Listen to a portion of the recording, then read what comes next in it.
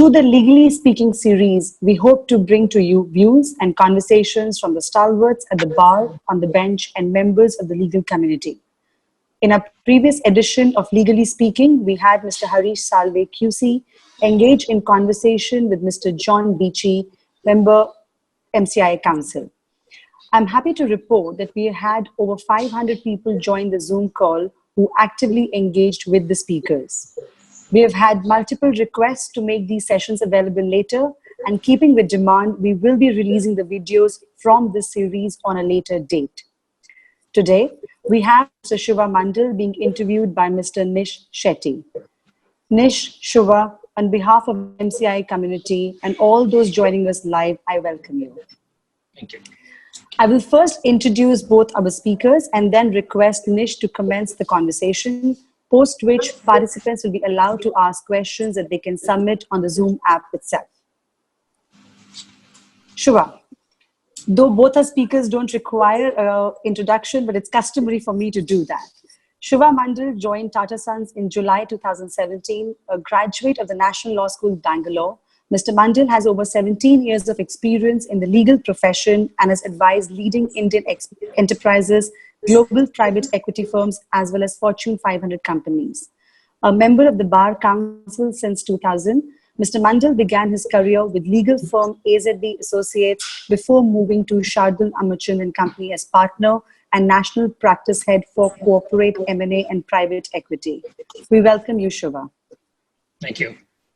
Nish Shetty is the head of litigation and dispute resolution Asia Pacific for Clifford Chance, as also co-chair of the MCIA Council. He is regarded as a leading expert in the field of dispute resolution. Nish has advised on some of the most complex cross-jurisdictional disputes in recent years in Asia Pacific. He is also the first in Asia to be appointed as a judge of appeal on the FIA International Court of Appeal in Paris. Nish is ranked as the leading individual in dispute resolution by the major legal directories and by the who's who of the commercial arbitration. We welcome you, Nish, and I now call upon you to take over the reins of the Legally Speaking. Thank you, Niti. Thank you.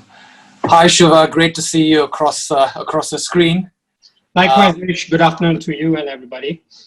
Good afternoon. Good morning. Good evening. Wherever people are joining us from. Yes, it's fascinating we're doing this. It's unfortunate that COVID got us to do this when we could have always done this otherwise. Indeed, and that's something that I certainly look forward to. The next time one of us is able to travel and see each other in person. But let's start there. Start our conversation there. Unprecedented times.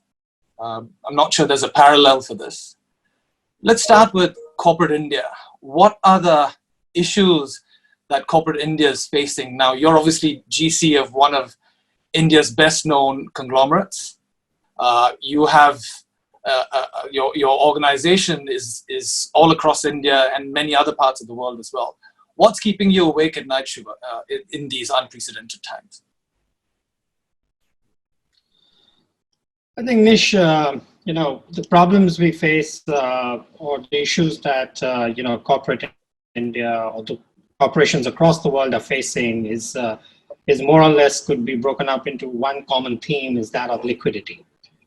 I think if you kind of break this up into three phases, what's the short-term issues, what are the medium-term and the long-term issues. So I think fundamentally the short-term issues is about liquidity, and that's kind of that liquidity stress in business is going to play out into the world of litigation, the world of dispute resolution, contract restructuring, insolvency. So that's one short-term and maybe going into at some level a medium-term impact. At a medium-term level, I think this liquidity crisis is obviously going to impact some players more than others, and so there is going to be a slight, if you may say, rearranging of the cards amongst business organizations and enterprises as to who takes a larger share of that impact. And there are some sectors that will take a larger share of the impact. Sectors like hospitality, subsectors like tourism, aviation. So when you kind of think this through, I think in a medium term, people are starting to think, what is it that we need to do to restructure our contracts? And it's not necessarily renegotiating with counterparties, but it's also, is there a different way of doing business? Is there ways to do business in an asset-light model versus an asset-heavy model?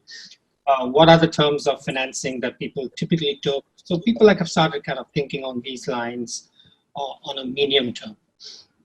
And as far as the long term is concerned, if I would put it, that is where kind of, to me, it's fairly important, and that perhaps is something we should discuss, is I think this crisis, COVID-19, is going to change in many ways the way we deliver businesses, the way we treat customers, the way we deliver services, and the legal profession will not be an exception to this.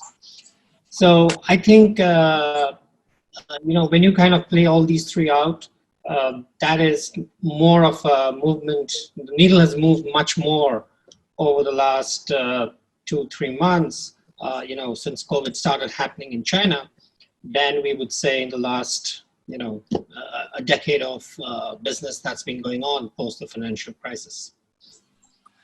Sure. I mean, that's a great way of dividing the discussion, the short, the medium, and the long.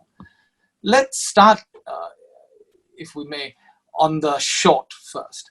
Now, you mentioned liquidity being the key issue. You also touched on the impact that liquidity crunch may have on disputes. Now, obviously, with MCIA hosting this and those in the MCIA community that are involved in dispute resolution as a business would be interested in knowing how you think the dispute resolution landscape will be impacted in the short term.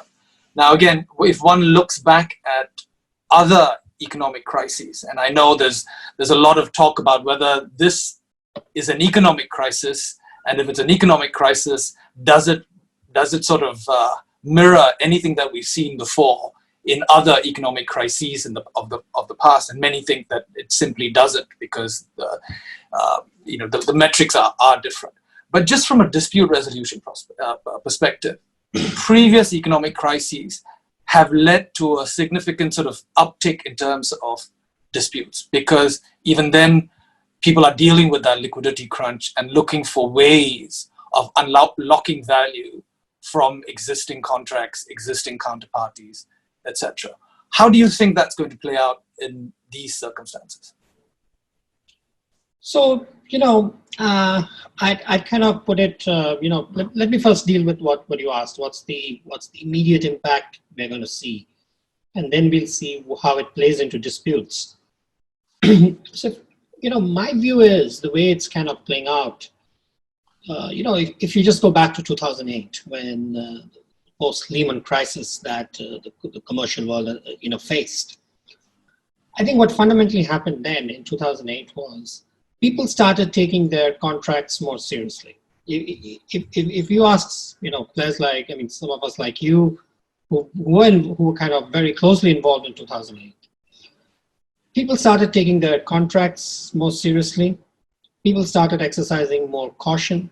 People started exercising more diligence in businesses they did.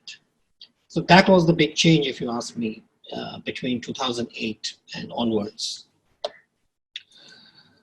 2020, I don't think that, that's going to be the overall corrective steps. To me, in 2020, the big corrective step that's going to happen now is there's a huge expectation out there that businesses will deliver differently. Businesses will become much more efficient, and technology is just one part of that efficiency chain. I don't think technology is the only piece in that efficiency chain. It is expected. There'll be more expectation of value addition to the work people are doing. There is going to be higher expectations on speed at which things are delivered, the solutions that are being offered. And again, I don't want to make this a technology discussion. That is just an enabler. That is not the core of delivering the service. Sure. And it is, if again you take 10 years back, it's normally I tend to compare things in a 10-year timeline, and that's the correct way to do it. Unfortunately, the legal industry, generally speaking, I'm generalizing when I say this, has been rather slow in picking up to changing the way it delivers its products. So if you kind of remove the, if you just kind of remove a few things, how businesses have changed, and that's happened globally for every other business. But fundamentally, it's other than in some businesses, like I would say financing, where things have become very different, much more efficient. People are raising larger sums of capital over shorter periods of time with greater disclosures, greater certainty, and more trust with investors. I think the rest of the businesses, and more specifically dispute resolution, litigation, there is a trust deficit between various players, be it lawyers and judges, arbitrators, litigants. There is generally a trust deficit. And I think 2020 will have to solve this trust deficit. It'll force people to get more efficient. And if that's not happening, and those players that don't adopt these, efficiency models, I'm not saying they're going to go away. I think they're going to just become less attractive. And 2030 will have a different story to tell in that situation. Sure. Just backing up to the first point you made about contracts being more carefully drafted. I think that there are two very important points made, and I think we should explore both of them. The first was, as I said, the more carefully drafted contracts, and the second is just efficiency and how the legal industry has been, less than quick in perhaps finding the efficiencies and perhaps still operating in a traditional mode. But let's come to that. Although I guess in a sense we're employing tech right now, and I suspect a lot of people that have sort of dialed into this webinar are lawyers or have an interest in law. But let's come back to that. But going back to the first question around more carefully drafted contracts, and in particular dispute resolution provisions within those contracts. Now, this is not limited to India. I think globally, commercial arbitration has become pretty much the norm in contracts. Part of that has been the result of, I guess, global trade, greater cross-border transactions between parties, and really a reluctance for one party to pick a dispute resolution process that is closely associated with the domicile of the counterparty. So you don't pick litigation in the home court of the counterparty that you're entering into a cross-border deal with. So arbitration has been that process, that dispute resolution process that sought to bridge that gap between counterparties from different jurisdictions. Now, in a sense, those contracts are now going to be tested in this COVID environment, where, as you said, liquidity is a big issue. These contracts will no doubt come to be tested. In the Indian context, does that paradigm apply in the same way? Do you feel that since 2008, there are more arbitration clauses going into contracts? And do you feel that that's going to be a change this time around when these contracts get tested? So no doubt, I think the fact that arbitration needs to be adopted and is being adopted, I think that we've crossed that bridge. I think we don't need to kind of, for the audience here and for generally most sophisticated buyers of legal services, I think that the efficacy of arbitration is fairly well established. The challenge is a different one. The challenge is the efficacy of the arbitration system in India, or the enforcement of arbitration in India. I mean, so that is a separate debatable topic. But I think businesses have accepted arbitration. But that does not necessarily mean in this situation that we are in, and I'm giving this response very specific to the situation we're in, is necessarily going to see a massive uptake in disputes.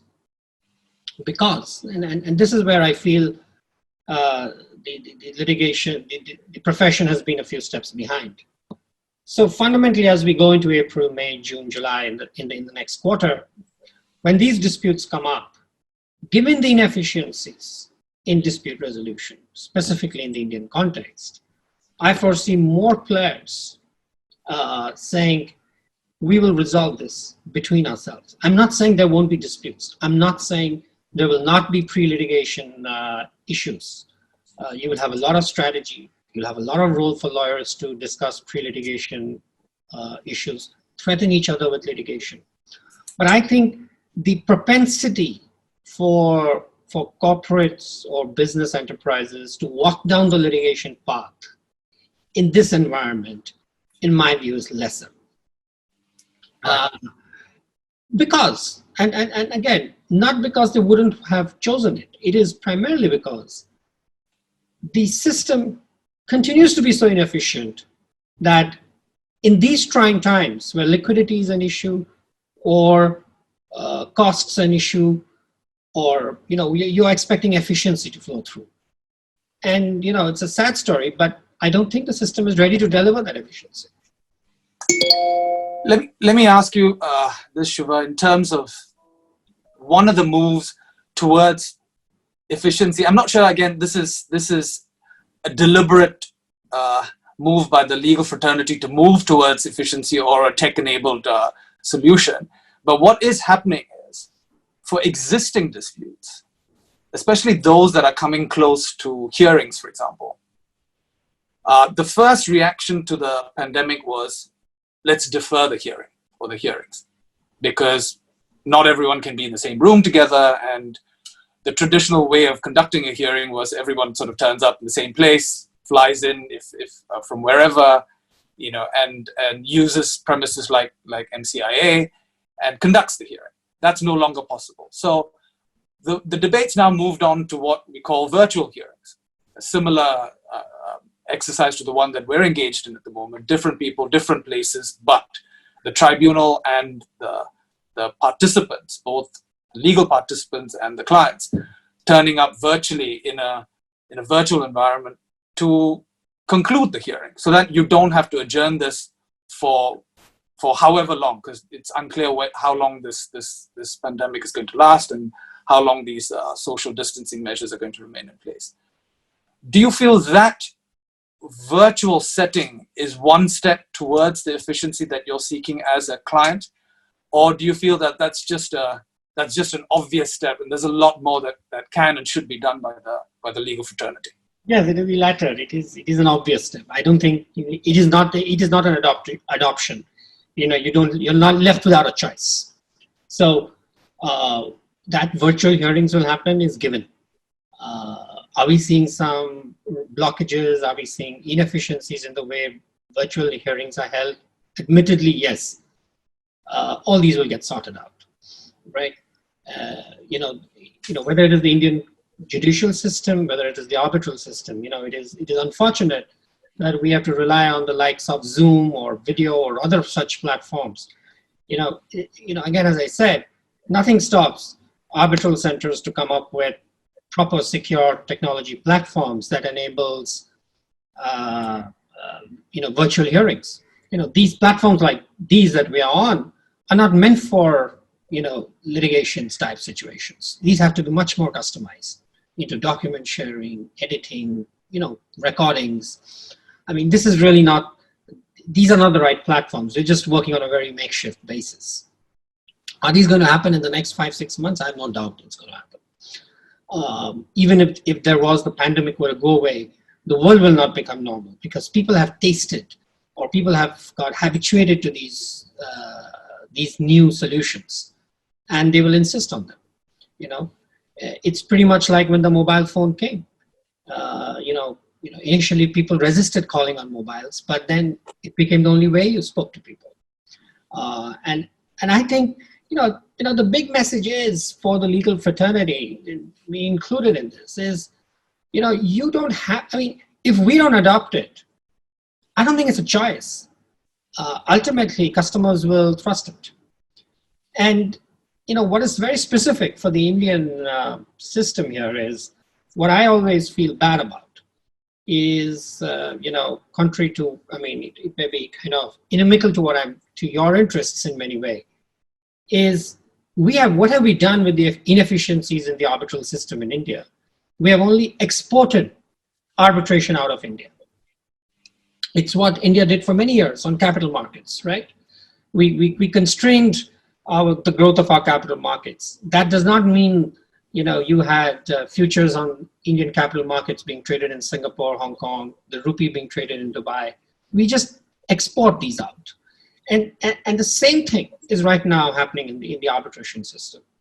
So instead of developing our own domestic arbitral systems, institutions, we have just managed to export this whole thing out to Singapore. Well, I guess, given who our host is, I should ask you what MCIA has done to change that landscape, in fairness, because it has changed. Beyond MCIA, I think the arbitration landscape in India has changed, in fairness, since 2015. Yes. I guess as both an external observer, but also someone that is in India a lot, at least was in India a lot before current circumstances. I think it's fair to say that there have been steps taken in the right direction, but it's also fair to say that some steps have gone the other way as well. From your perspective, Shuva, how has that landscape changed? Would you say, by and large, for the good? Is there more that needs to be done by institutions such as MCIA, by the government, and by the users? Sure. So, I'd kind of break it up, this way. Let's talk about the good. So has there been a significant change in the way people approach arbitrations? I think definitely it has happened. But what is the good? The good that has changed is the speed. Speed has become, I'm not saying the delivery on speed is happening fully yet, but the realization of speed has definitely dawned. That's the first thing. Second, which I'm particularly impressed with, and maybe specifically from a Bombay and a New Delhi perspective, I think there's a fantastic young bar on arbitral lawyers. So I think I'm seeing a lot more younger lawyers who are focused on arbitration, which to me is a fantastic thing. It's not, because I have often complained, be it the arbitrators or be it the lawyers in arbitration, if you're just making it a morning shift and an evening shift between the courts and arbitrations, we're not going to go anywhere. We are just going to be we are playing the system. I can see that slight shift happening, where there's a young bar which is doing arbitrations as the morning shift, the afternoon shift, and the evening shift, which is the right way to go about it. And I think what has not happened over the last 3 years, and in fact, I tend to believe we've gone a few steps back, is the judicial and the legislative, for lack of a better word, ping pong, right? We have oscillated between positions. We still debate on what is public policy, whether it is the fundamental policy, whether it is public policy. We still spend, pages and pages of documents go into, what is going to be the interest which is applicable, what is fair disclosure by an arbitrator. I mean, look, this is where I get very confused. I don't think the job of the arbitration system is, to create jurisprudence. I mean, we are done with it. I mean, you have to look at this as a business where customers essentially are looking at arbitrators to solve disputes. It's basically a promise that's gone wrong, right? Which needs to be rectified. And what has happened in this whole process? We are spending an inordinate amount of time in these procedural issues, in the enforcement issues, and as a result, we're throwing the baby with the bathwater. There is no arbitration system if people still debate on what is going to be public policy. But how much of that is the fault of the system? how much of that is the fault of the counterparty's clients, basically trying to leverage the system to delay matters? No, you're right. I think you hit a very important point. Is again, let's take one step back. It's a promise that's gone wrong. So if I promised you something, it's gone wrong, we're in arbitration. Obviously, there is someone who's going to try to game the system. That's why there's the promise that went wrong. So one thing that has to change, and I think this is where the institutional arbitral setups are well positioned to do, is to impose costs. The reason today we have so much of frivolous or non-serious litigation, where people are litigating, be it in arbitrations, be it outside arbitrations, because the optionality cost is very little. So if I kind of give you broad maths, and we've done this internally, if we were to sue, if we were to defend a $500 million claim, and we were to lose, typically we land up paying costs in the range of 20 million to 25 million, right? And you are looking at an arbitral process which goes between 18 months, typically 18 to 24 months, typically. I mean, not that it's a statutory issue, whether it's international or in India, it takes 18 odd months. So what have I done? I have deferred a definite payout, even if I had a weak case. I have deferred the payout by 18 months at a 5%, at a cost of 5%. Indeed. So if you take a rational business view, why would anybody not litigate?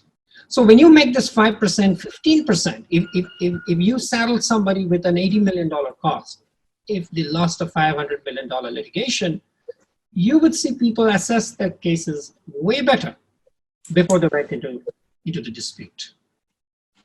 And I think if unless you see this change happening in commercial cases, we're going to be, we're just going to be doing these thoughts that we need to change the system, we need to add efficiency to the system. So costs, and there's a reason. So when you impose costs, you make sure the serious players come into it. Yeah. And that's how you're going to encourage mediation also, right? I mean, MCIA, the rules, and it's not unique to MCIA in that sense, in terms of international arbitration rules, the power to award costs is there. And most, if not all, international arbitration tribunals would typically award costs. So that is a key feature. So in the MCIA rules, you have the ability today in India, if you wanted to have the arbitrator impose those very costs that you think are important and can make a difference. I mean, Shuva, in the time that we have before Q&A, I want to also focus on your long-term vision. So you nicely broke it up into short, medium, and long. And you were really saying, as I understood you, what happens post-COVID-19, right? What's the world going to look like post-COVID-19? How is business going to be delivered? And how is the business of law going to be delivered? What are your thoughts? I definitely think firstly, post-COVID is still a phrase that has to be proven. So, I hope it's proven sooner rather than later. But, I would go back to the point of efficiency. And I know it's a very ambiguous word, but I think it means a lot. I think a lot of us understand what it means. It means cutting through the layers that go into delivering services. I think clients are going to get more selective about their legal advisors. Clients are going to look at legal advisors that can add value proposition. I can see the focus on branded legal service becoming less relevant. It's going to be more value proposition legal service. I foresee that, especially in the litigating world, there will be a huge shift to written advocacy over verbal advocacy. And that is going to be one big change in cutting time. I'll give you a few examples. So we have mooted a few proposals from to some of the the senior judiciary, senior members of the government about how in many civil suits, if there was a pre-notified panel of arbitrators attached to every high court, which is dealing with commercial cases above a certain monetary value. Okay, so we're not affecting, what we call, cases which would be south of, say, 100 crores. And there aren't those many, but they take a lot of time. So there was a pre-notified panel of arbitrators that did everything from framing of issues to, determination on facts, and then leave very focused points for the high courts to come in and give their views of the law. That would, release a lot of time and resources for dealing with the rest of the cases in the system. So I think those kind of changes are bound to happen. Are we going to see a system where both judges and arbitrators are going to now ask for more concise written arguments, more concise, page-limited issues lists? I definitely think. This whole culture, especially within the arbitration, and it's a hangover of the court system that goes into arbitration, which is to take your opponent by surprise, to raise new issues. I think that has to stop. We're not in a warfare. This is at heart we're trying to not outdo each other. It is about. There's a reason why it's called dispute resolution. It's not, litigation or adversarial. It's not supposed to be adversarial. I think that is the part that's still not coming through in India. That arbitration is not inherently adversarial. There is finding a solution in the arguments also. So I think these issues are going to come up. But the big theme I can see is there's going to be a shift from verbal advocacy to written advocacy, and that'll change the way litigations are managed. It's a great opportunity for people in the younger bar. I think younger members of the bar, this is their moment when, they will be, I think for both for arbitrators and for judges, it's going to be less relevant who's making the argument versus what is the quality of the argument. And just on that point, we've got a number of questions that have come in to us, Shuva. I'll filter through some of them. But just on that last point, in terms of an organization such as yours, giving opportunities to younger practitioners as opposed to the stalwarts, the traditional players, how important is that to your organization to see the creation of a younger, newer bar in India when it comes to arbitration? Is that high on your agenda or not? Huge. I think it is, and I know I have done my best for that. I think we encourage a lot of young lawyers. We do encourage them to attend hearings. We are being more selective based on the importance of cases to go to the senior members of the bar. I think you're going to see that change. It's not just about us. We alone will not be able to make that change. But I can see that trend in a lot of Indian corporates. And when it comes to the shift from the verbal advocacy to the written advocacy, I think it's going to be a few months before that whole change will happen rather quickly. And if one looks at this, and this is a question that's come in for you, Shuva, I see they're ignoring the fact that I'm a moderator and sending some my way as well, and I'll try and answer one or two of those. But coming to you, the question that's posed is, would you feel comfortable in the context of a virtual hearing to have cross-examination of witnesses in a commercial case conducted virtually as well? Or do you feel that that's something that still needs to go the traditional route of having people in the room? I'll give an answer. I think the fact that cross-examination is the very test of cross-examination, I agree with you, will be very challenging on a virtual hearing. But what I have a different question is, I challenge you, why do we need a cross-examination? When so much of commercial disputes is based on written evidence, so much of it, so much of it is linked to contracts. You have the whole agreement clause in almost virtually every agreement, that this agreement supersedes everything else. And at the same, the very next minute comes a list of witnesses you want to cross-examine. What were the pre-agreement discussions? What was the motive of the agreement? Why do we have to go into the motive of the agreement? So, I mean, here I feel there are going to be some seminal changes. This is what's adding to the pain of the system. It could be a lawyer's delight, but I can tell you, I mean, it isn't the most exciting thing to discuss witness statements. Except for the lawyers, yes. Exactly.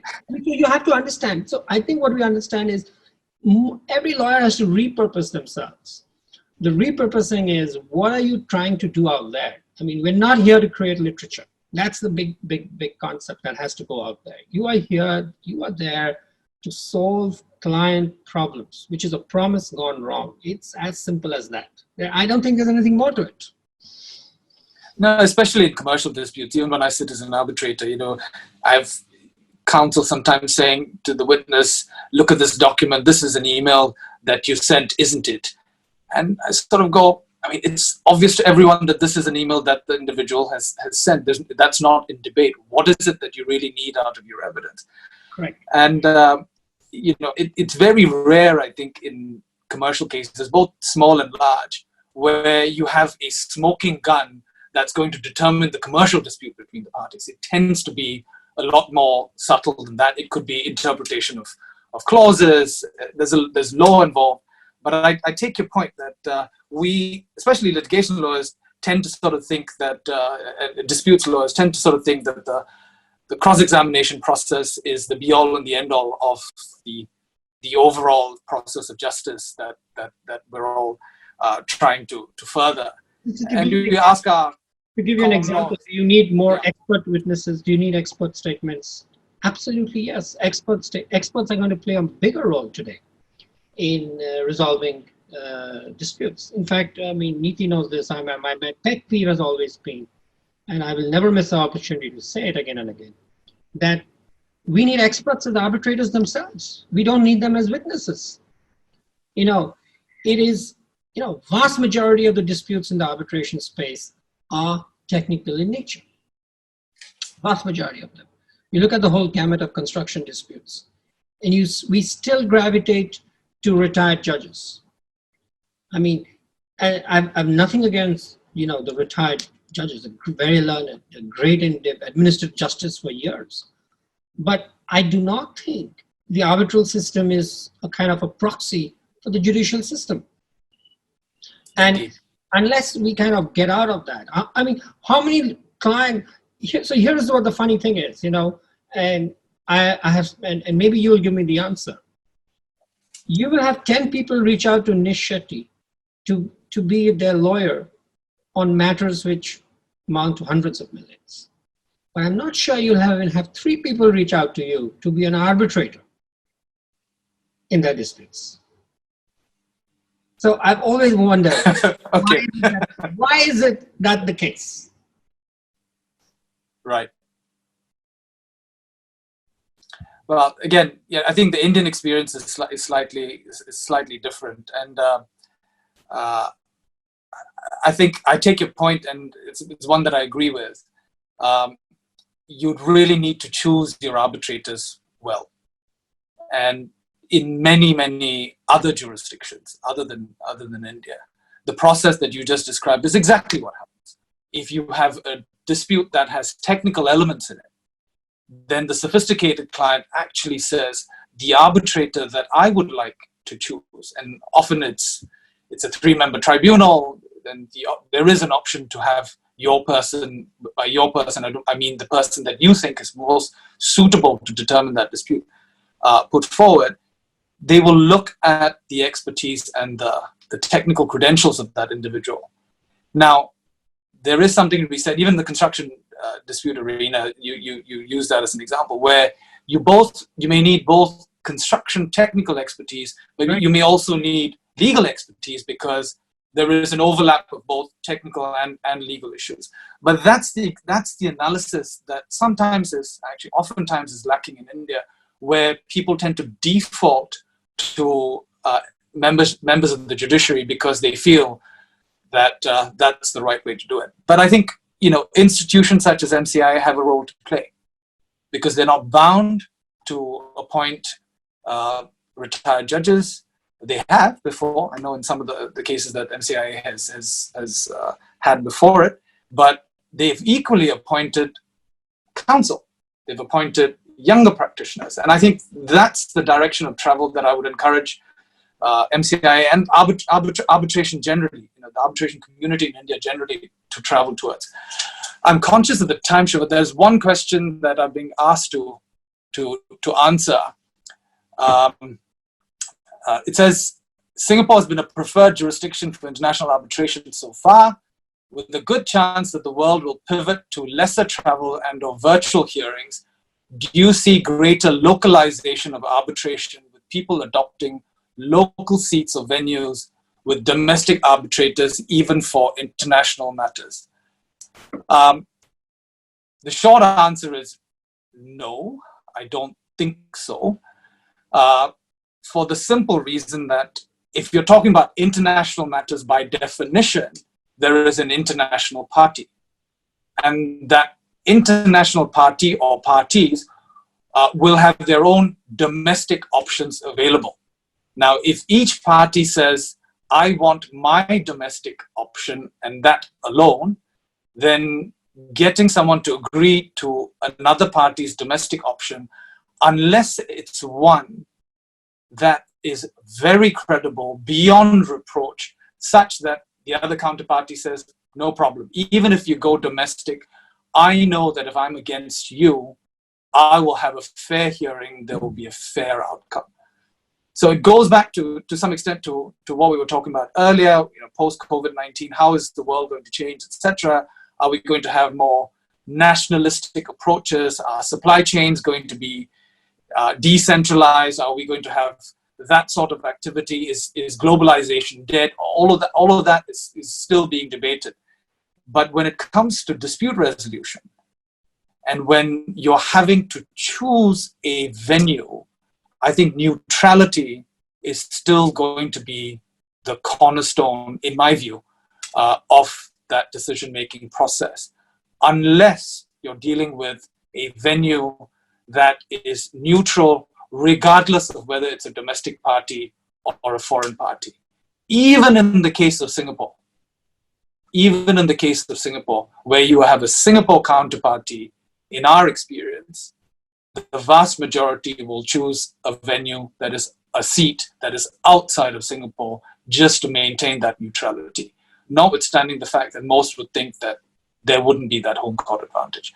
Shuva, what are your thoughts as a user of these services? So I agree with your conclusion, but I have a different reason. So I agree with your conclusion that these centers of arbitration will not go away. But my reason is different. My reason is, you can have 5 COVIDs happening, but people are not going to shift to India because there is a concern. Because disputes are so important that unless you have a quality arbitral setup, you have the capability to deal with these kind of issues, be it in the arbitrators, be it in the bar, you're going to see a great efflux of cases.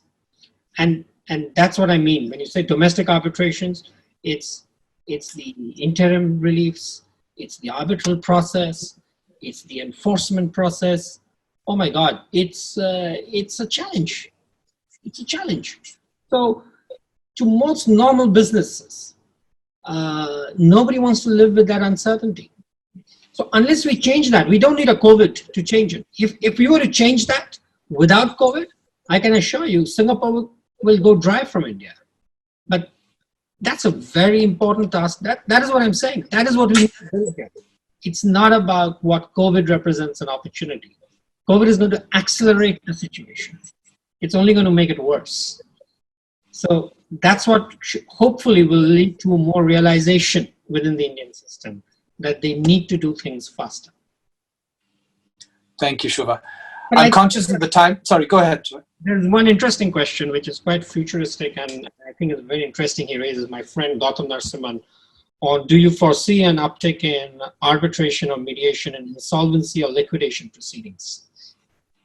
And I think it's a very interesting question because, you know, it once again demonstrates you have a crying need of restructuring insolvency in the country.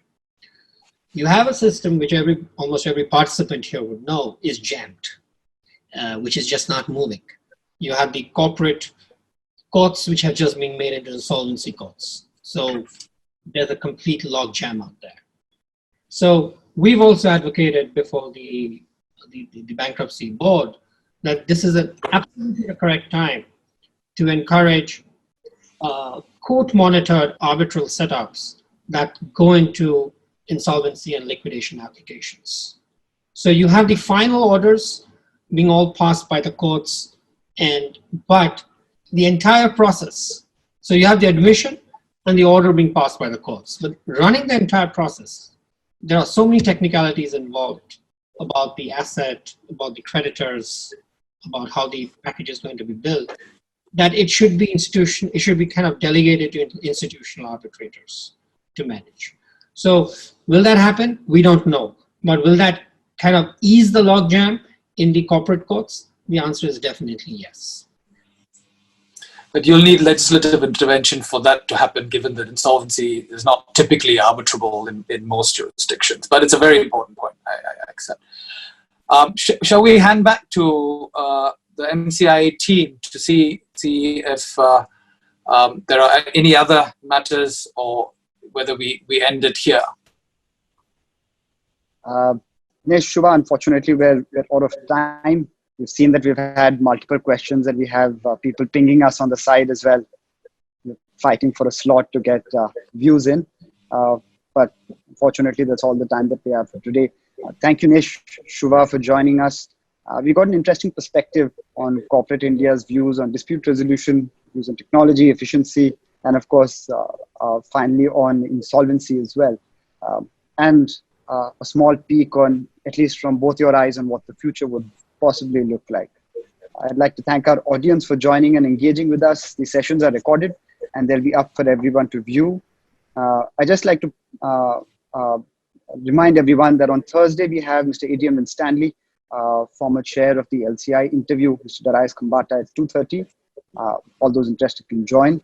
Once again, COVID or not, I know both of you, Shuva and Nish, are extremely busy, and I'd imagine your calendars are still quite chalked up. So thank you once again on behalf of the MCI community and all those joining us. Thank you. Thank you. Thanks, Nish. Thank you. Thanks, Shuva. Good to see you all. Thank you.